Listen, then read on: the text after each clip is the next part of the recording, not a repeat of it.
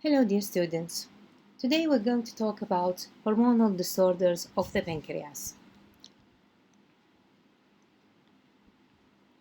At the end of this case scenario presentation, you will be able to, first of all, evaluate the patient's clinical symptoms, describe the mechanisms responsible for the patient's clinical symptoms, describe the clinical biochemical tests used for the diagnosis, outline the consequences of the patient's medication, list the long-term complications of the patient's disease, and outline the molecular and biochemical pathways of these complications. Now, as you can see from the objectives, they are very precise and thorough because the case is a very important one and it's very common. So you should be able to know all the consequences of the disease and all the complications. الكيس عبارة عن an 8-year-old girl presented to the clinic by her mother, and although previously in good health, her mother has noticed that in the past month her daughter is increasingly thirsty, gets up several times a night to urinate, eating twice as much as she used to be, but she has already lost 5 pounds or about 2.5 kilos in the last month. In the past 3 days, she has become nauseated, vomiting on 3 occasions, and so these symptoms prompted a visit to her pediatrician. As soon as the doctor examined her, blood and urine samples were taken, and the following results obtained. First of all, the blood samples. The test that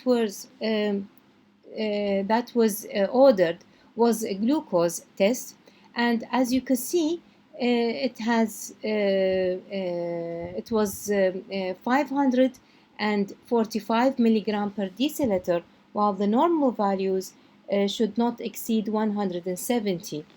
The pH levels كان about low، يعني على الأسيدك part. نجي هاي بالنسبة للبلاد سامبلز. اليورين سامبلز عندنا المفروض دائما باليورين الجلوكوز is null، بس طلع عنده there is glucose in the urine، وأيضا طلع عنده ketone bodies، أسيتون أسيتو أسيتيت، يعني هي ketone bodies أيضا طلعت. فرأسا هذه هي one of the indications for having diabetes. The patient was diagnosed having type 1 diabetes mellitus. شنو هي signs and symptoms مال clinical presentation مال diabetes mellitus?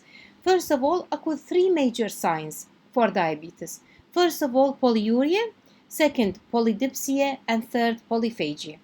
البوليوريا اللي هو need to urinate frequently، polydipsia thirst and fluid intake، والبوليفاجيا هي increased appetite. هذه 3 أشياء المفروض ما تنسوها. Now, let's see the questions. The questions. First of all, why is her blood glucose level elevated? Which glucose transporter is affected in this patient? How is the patient condition like that of starvation? Address the role of glucagon in your answer. What is glycosylated hemoglobin? What is the normal range of glycosylated hemoglobin? Why does the patient's HbA1c level indicate that a one-time direct measurement of blood glucose doesn't indicate? What dangers confront the patient as she gives herself insulin artificially on a daily basis? Why must she carry candy and glucagon with her all the time? What are the possible long-term complications of her disease? Describe the molecular and biochemical mechanisms involved in diabetic complications.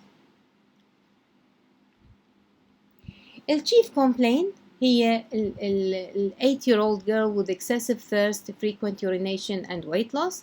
The diagnosis was type 1 diabetes mellitus أو بمعنى insulin dependent. First of all, the blood glucose مالتها كان كلش عالي. شنو السبب؟ Why was her blood glucose level elevated؟ يعني احنا normal إلى doesn't exceed 170، هي كانت 500 و something، فبال 500 و something معناتها يعني هي diabetes. Let's come to question number 1. Why is her blood glucose level elevated? The answer is the patient has insulin-dependent diabetes mellitus. Her pancreas is not making a sufficient amount of the hormone insulin. As you recall, we have discussed this earlier in the lecture when we talked about pancreatic hormones. In the healthy pancreas, insulin is produced by the beta cells of the pancreas of the islet of Langerhans, while in diabetes, especially type 1 diabetes mellitus, the beta cells are distracted by antibodies, by autoantibodies, and thus the pancreas will fail to produce insulin from these beta cells.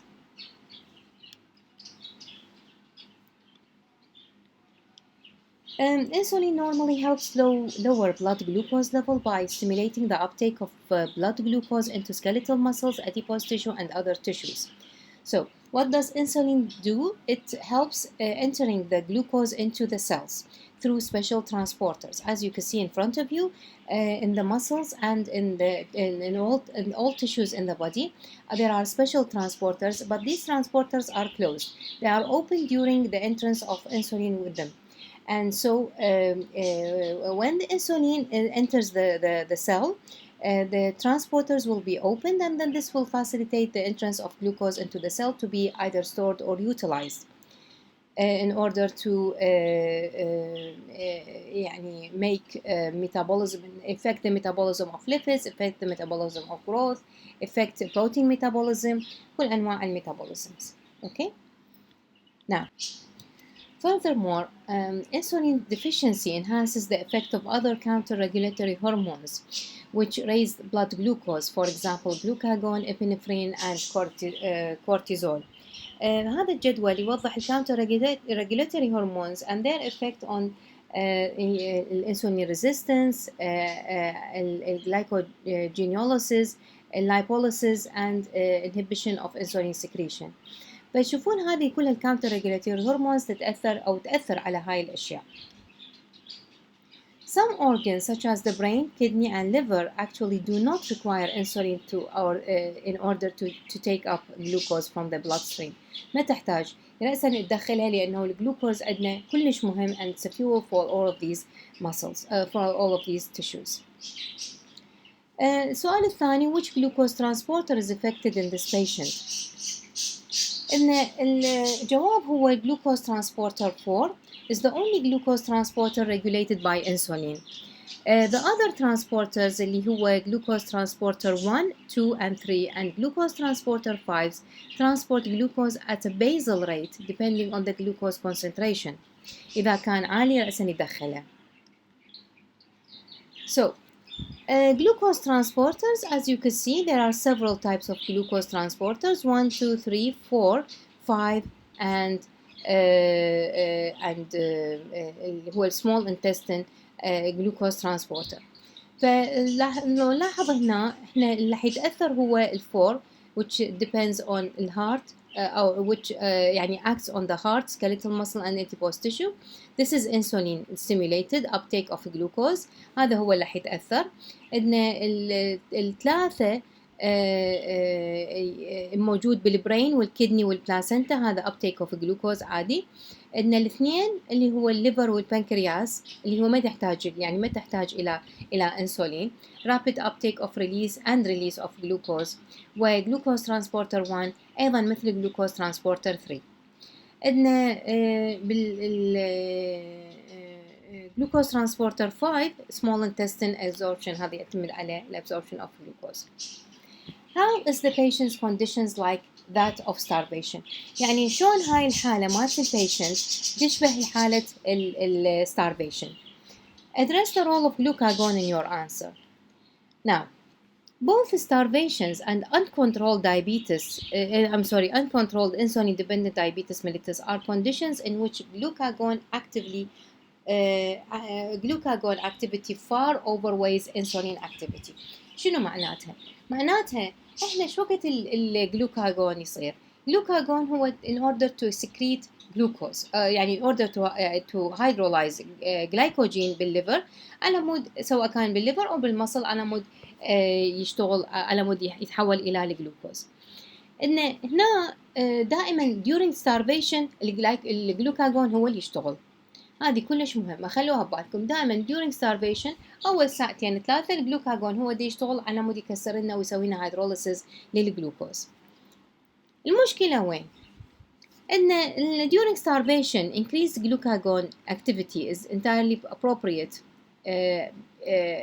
because this hormone raises blood glucose. احنا الجسم يعني المشكلة إنه الجسم عنده وفرة من الجلوكوز بس ما يقدر يستفاد من عندها.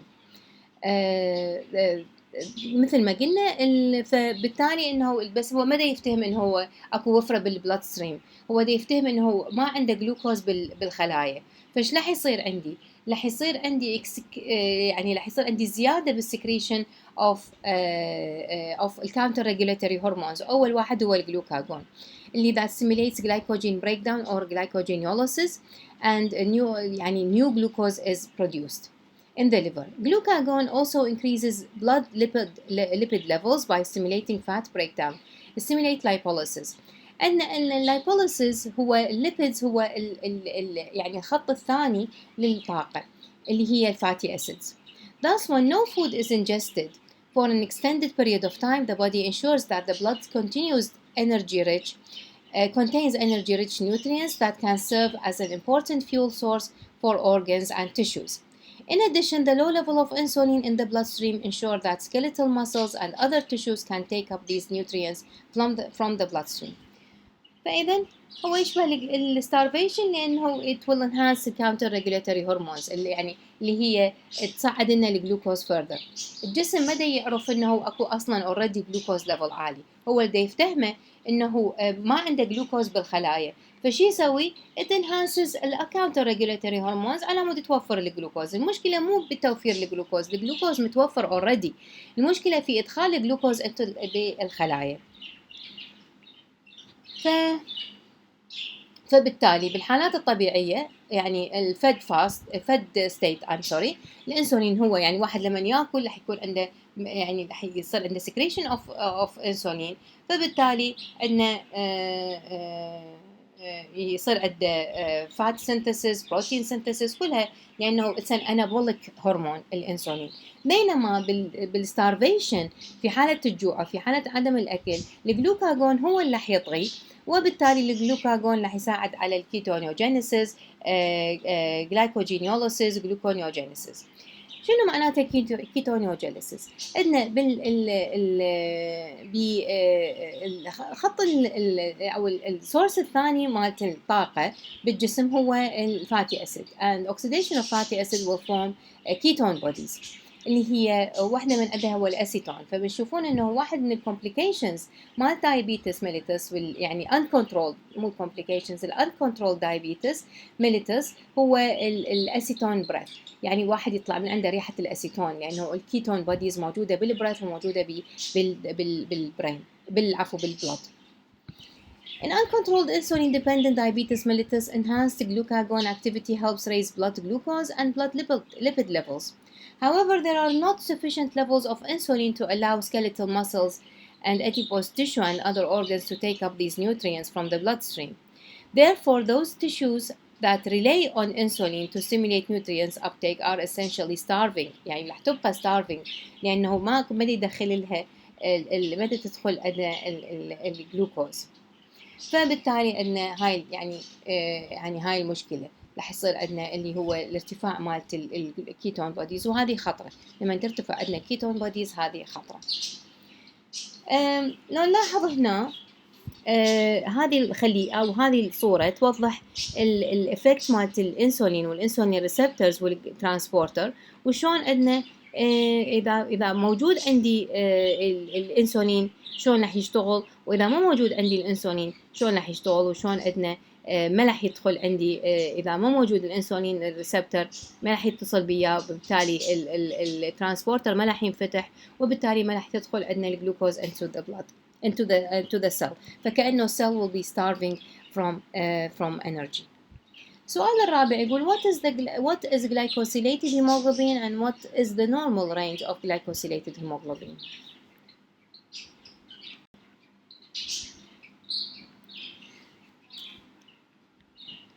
Glycosylated hemoglobin is hemoglobin that is attached to glucose, which is a hexose sugar, non-enzymatically through the beta chain. The percentage of total hemoglobin that is glycosylated is an accurate indicator of the patient's time average red blood cells glucose concentration. بمعنى شنو معناته؟ من يرتفع مستوى الجلوكوز بالبلاد هذا الجلوكوز رح يرتبط بالهيموغلوبين بالبيتا تشين مالت الهيموغلوبين، وتعرفون انتم الار بي سي كل شهرين كل ثلاثة هو هاي عمرها 3 اشهر تتجدد، فأنا إذا قيست جلايكيتد هيموغلوبين أقدر يعني أو أشوف تركيزه ينطيني إنديكيشن على الكنترول مالت المستوى الجلوكوز بالبلاد، فإذا كان عالي مرتفع الجلايكوسيليتد هيموغلوبين معناتها هذا المريض يعني is not controlling الدايت مالته و not controlling الجلوكوز ليفل مالته، والجلوكوز مالته ليفل مالته كان عالي في غضون الثلاث شهور الماضية. On the other hand عندنا تعبير آخر وهو الجلايكيتد أو glycosylated albumin. الجلايكوسيليتد albumin شوية يعني التايم انترفال مالته أقل، ما يتجاوز الأسبوعين وطبعا يستهلك، فما يقدر ينطيني indication على long term uncontrolled diabetes. اللونج تيرم uncontrolled اللي هو تستمر 3 أشهر هي حسب عمر الار بي سي، وهي 3 أشهر أو شهرين 3 أشهر.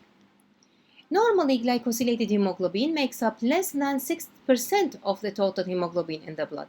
فشوفون عندنا ال HbA1c بالنان دايابيتس تقريبا تركيزه ما يتجاوز 4 إلى 5.9، بس بالدايابيتك لا، المفروض التركيز مالته يعني المفروض يعني بالدايابيتس العفو يكون تركيزه 6.5 فما فوق، يعني فتشوفون انه مثلا ما يقولون الاتش بي اي 1 سي مالته ايش قد او الجلايسيميك كنترول مالته، فيعني المفروض يعني يكون 6.5 هذا diagnosed as diabetes. إذا diabetes وريسك of يعني يعني diabetic at high risk of hypoglycemia، هنا شنو معناتها؟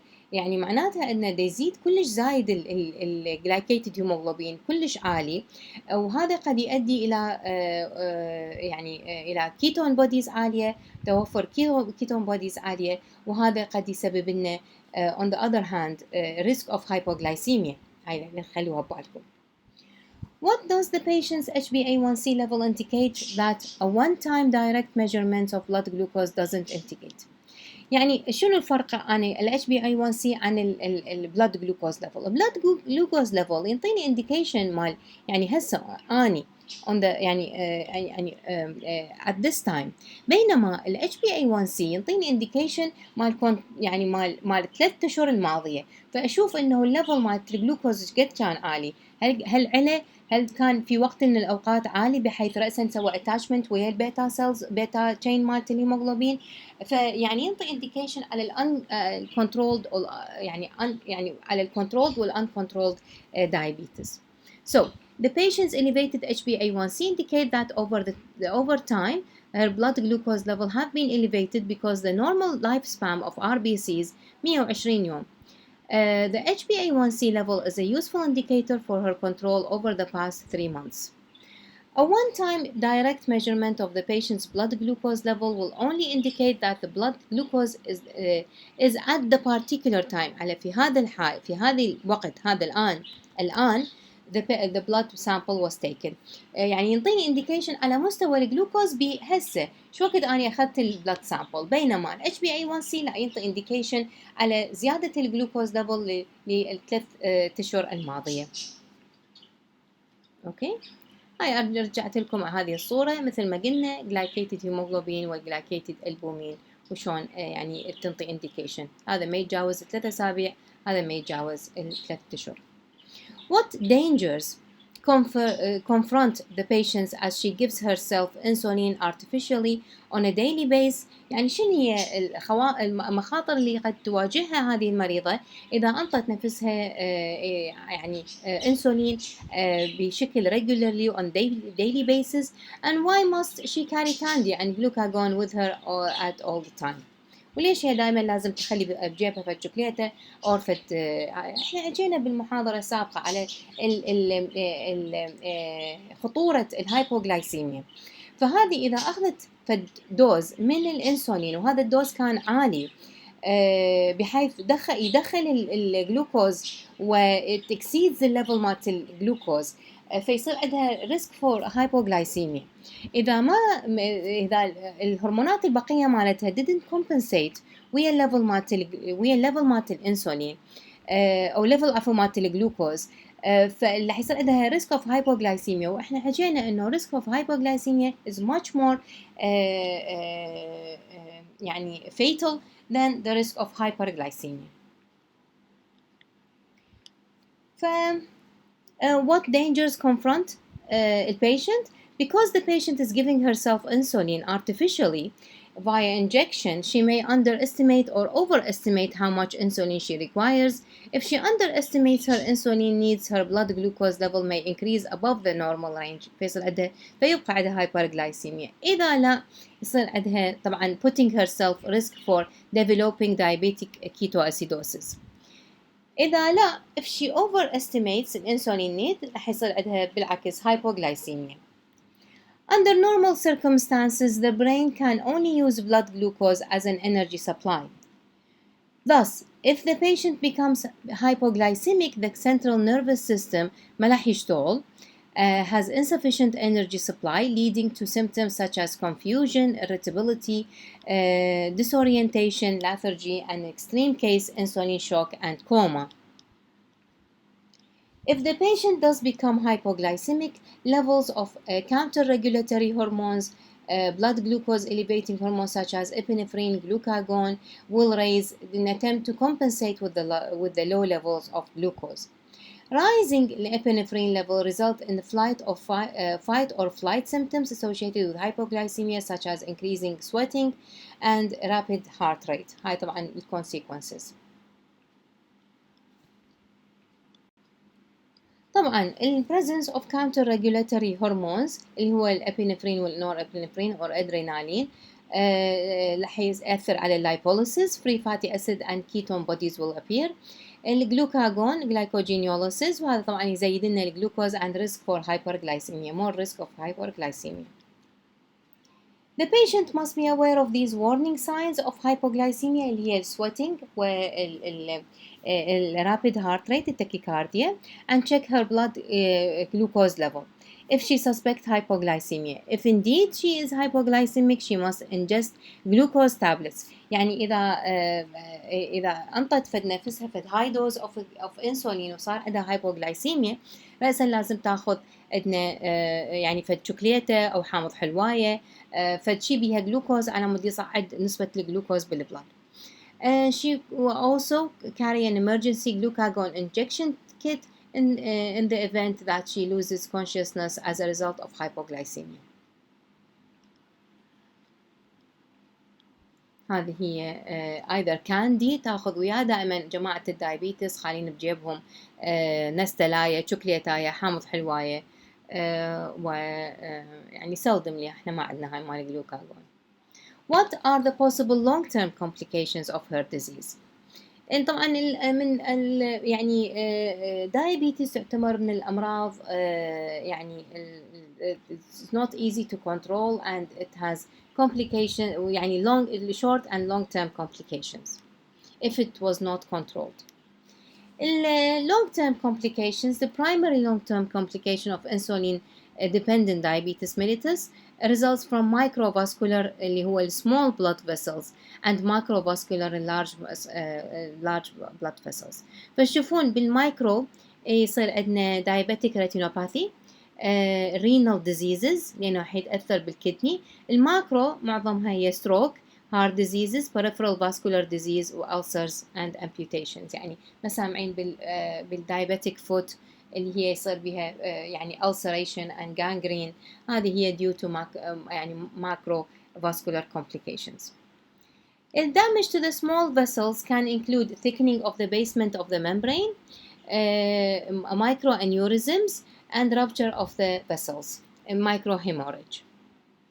بالماكرو بالمايكرو vascular leakage قد يتأثر على degeneration of and loss of pericytes, capillary wall weakening، وهذه كلها تؤدي إلى microaneurysm or intraretinal hemorrhage.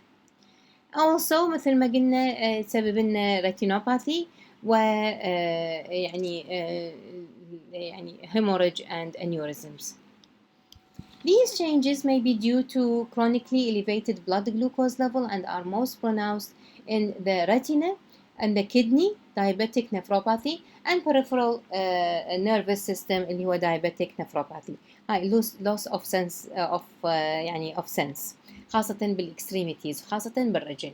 فتشوفون دائما يعني شوية يتحددون بهاي، يعني ما يحسون انه اكو ألسر، وهذا الألسر ما راح تطيب لأنه due to high level of glucose راح يصير بنا فد ميديا جدا يعني rich للبكتيريا to grow and for any other complications and leading to gangrene.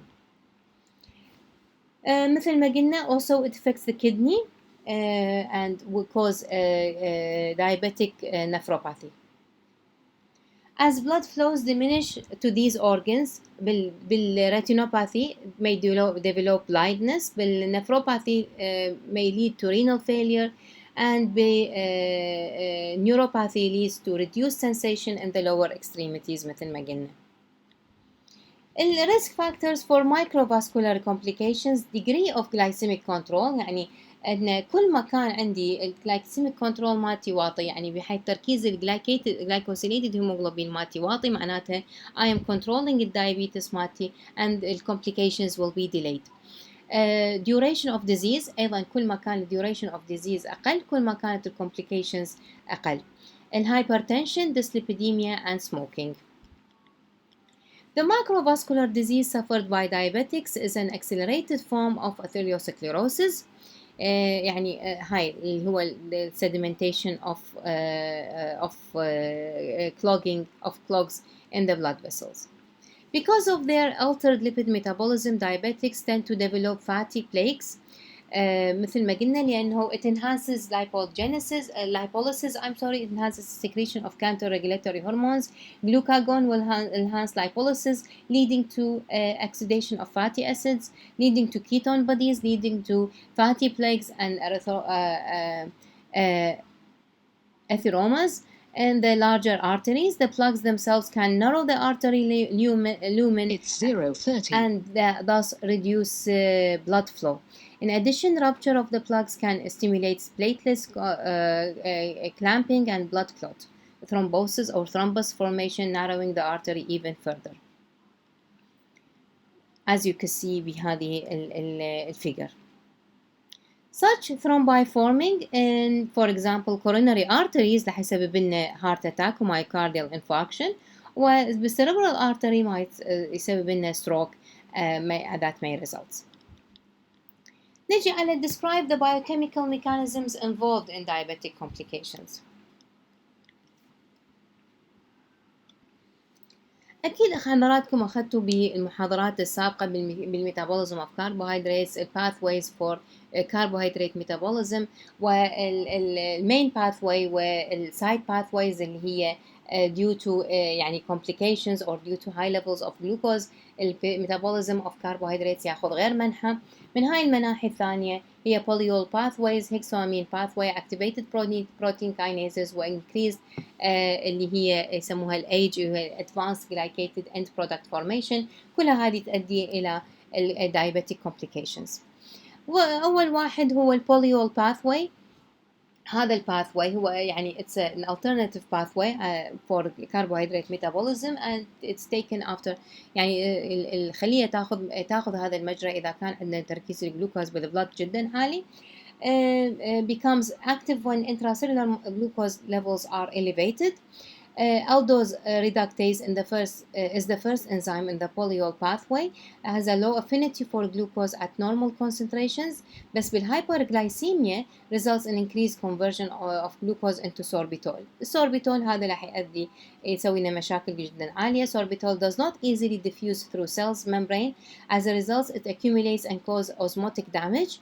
The increase in intracellular sorbitol concentration has been hypothesized to cause osmotic damage and vascular of the retina. Also, increase flux through the hexoamine pathway. The activation of the hexoamine pathway by hyperglycemia results in the changes in both gene and protein levels, which together contribute to the pathogenesis of diabetic complications. The flux by the hexoamine pathway may direct neurons to undergo apoptosis. بالنسبة للبروتين kinase C, many of microvascular alteration in diabetes are thought to rise from hyperglycemia-induced activation protein kinase. It appears to be activated in a range of diabetic tissues, including retina, kidney, heart, and aorta. The activation of the kinase pathway, protein kinase C pathway, implicated in many processes relevant to diabetic complications, including regulation of vascular permeability and flow, increased production of cytokines. Furthermore, PKC activated contributes to the overexpression of plasminogen activators, activation of NADPH oxidase, activation of NF-kappa B, nuclear factor kappa light chain enhancer of activated beta cells, and in many vascular cells, including endothelial cells, smooth muscle cell, pericytes, and others. Thus, PKC activated involving in several isoforms is likely to be responsible for the sum of the pathologies in diabetic retinopathy. طبعا يعني هاي شوية رادلها more thorough explanation بهذا الباثوي. شوية يمكن معقد بالنسبة لكم، ما ندخل بتفاصيله على قد هاي المعلومات اللي انطيتكم اياها. Accumulation of advanced age اللي هو glycation and products. هذه advanced glycation and products اللي هي for example glycated hemoglobin, glycated albumin becomes non-enzymatically glycated. هذه مثل ما قلت لحضراتكم، مثل عندنا leading to microaneurysms and pericyte loss. من يجي الage either يجي من high glucose levels after oxidation of glucose. high glucose level راح يعطينا السوربيتول fructose leading to oxaldehydes and leading to the end product and stage glycated products.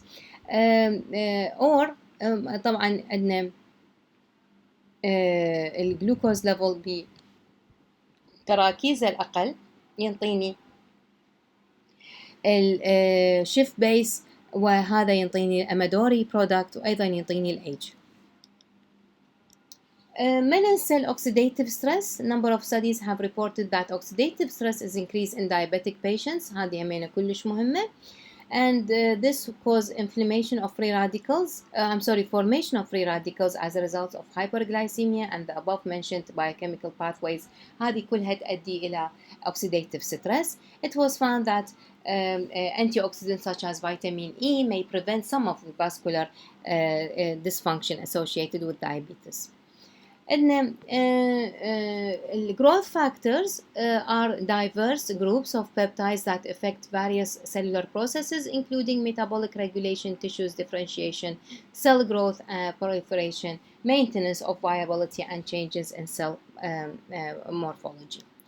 عندنا يعني كنا سابقا الطلاب نعطيهم practical sessions after a small group session or after a TBL. and يعني المفروض احنا ننطيهم هيك يعني نتائج ويحللوها او مثلا فشي بسيط بالبراكتيكال سيشن. هذه اخلي لكم اياها انتم للاطلاع، لانهم يعني ما راح يصير عندنا مجال، بس يعني بيها فد questions اللي هي شنو هي interference factors مالت القياسات مالت البلاد جلوكوز، وشلون نقدر نحضر السامبل البلاد جلوكوز and what are the most common methods used in measuring serum glucose. نجي على interfering factors بالنسبة للسامبلات. شنو what does it يعني شنو هي interfering factors؟ بالنسبة لي interfering factors مال elevated glucose diuretics يسوي لنا interfering factors، steroids, obesity, heavy smoking، وبالعكس decreased glucose يعطيني يعني due to intense exercise toxic doses of drugs. preparation of specimen يعني أنا شلون أحضر المريض على مود أقدر أخذ من عنده blood sampling. السبيسيمن لازم يكون عندي fasting، هذه كلش مهمة، يعني overnight fasting تقريبا 6 إلى 8 ساعات. والسبيسيمن collection أنا يعني either serum or plasma or whole blood، كلها تشتغل بالكتات مالت الجلوكوز determination، ما عندي مشكلة بيها. اليورين 24 hours or random ما همينة ما عندي مشكلة بيها، بس يبقى الستورج أنا لازم أحافظ على السيرم إذا كان عندي يعني تحليل مباشر أقدر أحلله، اور أدخله أقدر أخليه بالثلاجة يكون يعني 3 أيام ما عندي مشكلة، اور أخليه بالفريزر تقريبا 3 أشهر هم ما عندي مشكلة. بالهول بلاد لازم أدير بالي إنه ما أخلي أنتي كواجلنت يعني أو avoid fluoride preservation. بالنسبة لي اليورين إذا أريد أسوي collection ل 24 hours quantitative لازم أني أحافظ عليه بأسيتيك أسيد على مود يصير عندي oxidation. أو إذا كان random لا analyze immediately كلش مهمة without يعني طبعا يعني without any delay. الريفرنس رينج مثل ما قلنا هو طبعا يعني اكو مالتيبل ريفرنس رينج اللي هي تطلع لنا من يعني المنظمات العالميه for example American Association of Diabetes WHO، كل واحده يعني ينطي فد كرايتيريا مالت الدايابيتس متعارف عليه هو من 70 الى 105، هذه النورمال. النيونيت شويه اقل. What are the most common methods used in measuring glucose? The most common methods هو الجلوكوز اوكسيديز، هذا the most common methods، هاي بالطريقة العملية.